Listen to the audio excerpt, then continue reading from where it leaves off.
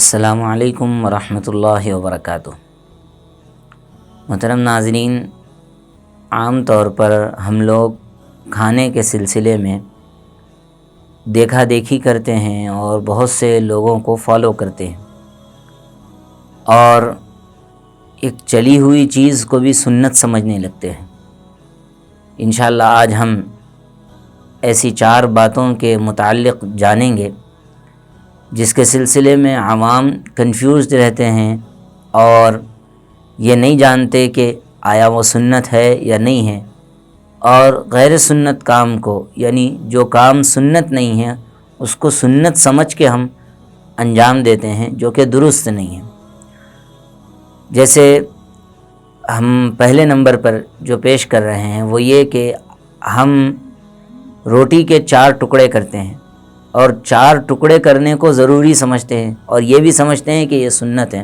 اور عام طور پہ آج کل جو ترکش ڈرامے دیکھے جا رہے ہیں، ارطغرل اور دیگر سیریلز دیکھے جا رہے ہیں، اس میں بھی روٹی کو توڑ کے آپس میں جو اس طرح تقسیم کیا جاتا ہے، اس کو بھی دیکھ کے لوگ یہ سمجھتے ہیں کہ یہ بھی سنت ہے، یہ بھی اسلامی تہذیب ہے، اسلامی تمدن ہے۔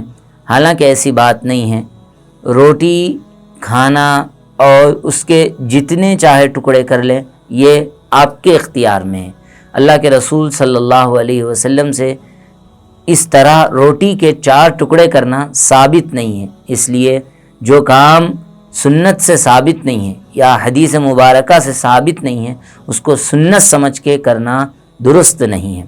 اسی طرح عوام میں ایک خرابی یہ بھی پائی جاتی ہے کہ وہ کھانے کے بعد میٹھا کھانے کو سنت سمجھتے ہیں، بہت اہتمام کرتے ہیں کہ کھانے کے بعد میٹھا کھایا جائے، اور اس سلسلے میں بہت فکر بھی کرتے ہیں، جبکہ صحیح بات یہ ہے کہ کھانے کے بعد میٹھا کھانا سنت نہیں ہے۔ اللہ کے رسول صلی اللہ علیہ وسلم سے شاید ایک مرتبہ کھانے کے بعد کھجور تناول کرنا ثابت ہے، حضرت اکراش ابن زبیب رضی اللہ عنہ کی روایت ہے۔ اس کے علاوہ کہیں پر بھی کھانے کے بعد میٹھا کھانا ثابت نہیں ہے۔ یہ انسان کی عادتوں میں سے ہے۔ انسان کو اگر انسان کی عادت یہ ہے کہ وہ کھانے کے بعد میٹھا کھانا پسند کرتا ہے تو وہ اپنی پسند سے کھا لے، اس میں کوئی حرج کی بات نہیں ہے، لیکن اس کو سنت سمجھنا یہ درست نہیں ہے۔ اس کے علاوہ کھانے سے پہلے بھی میٹھا کھانا بعض لوگ سنت سمجھتے ہیں، حالانکہ اللہ کے رسول صلی اللہ علیہ وسلم کھجور تناول کیا کرتے تھے، تو کھجور میٹھی شے ہے تو کھجور کھا سکتے ہیں۔ اور بعض ڈاکٹرز نے بھی یہ ظاہر کیا ہے، یہ اپنی تحقیق پیش کی ہے کہ میٹھی چیز کھانے سے معدہ کھلتا ہے، اور انسان جو کھاتا ہے اس کے لیے مفید ہوتا ہے ابتداءً کھانے سے، لیکن کھانے کے بعد میٹھا کھانے کو سنت سمجھنا یہ درست نہیں ہے۔ بہت سے حضرات یہ بھی کرتے ہیں کہ کھانے کے بعد پلیٹ میں بچا ہوا پانی ڈالتے ہیں اور اس کو پلیٹ سے پیتے ہیں، اور اس کو بھی ایک اسلامی کام اور اسلامی تہذیب سے جوڑتے ہیں اور یہ سنت سمجھتے ہیں، حالانکہ یہ کام بھی سنت نہیں ہے، یہ سنت سے ثابت نہیں ہے۔ اس کے علاوہ ایک کام عام طور پہ ہمارے معاشرے میں دیکھنے میں آ رہا ہے کہ ہمارے دور میں دسترخوان کا رواج کم ہوتا چلا گیا۔ ہوٹلوں میں بھی ہم جو کھانا کھاتے ہیں وہ اونچی جگہ پہ بیٹھ کے کھاتے ہیں، اور گھروں میں بھی آج کل ڈائننگ ٹیبل آ گیا ہے، تو دسترخوان کا رواج کم ہو گیا۔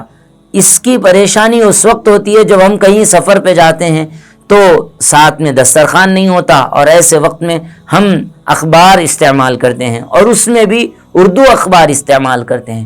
اگر اردو اخبار کا استعمال کر رہے ہیں تو اس میں کہیں اللہ کا نام لکھا ہوا ہے، کہیں قرآن کی آیت لکھی ہوئی ہے، کہیں حضرت محمد مصطفیٰ صلی اللہ علیہ وسلم کا نام نامی اور اس میں گرامی موجود ہے، اور اس پہ کھانا رکھ کے کھانے سے بے حرمتی ہوتی ہے۔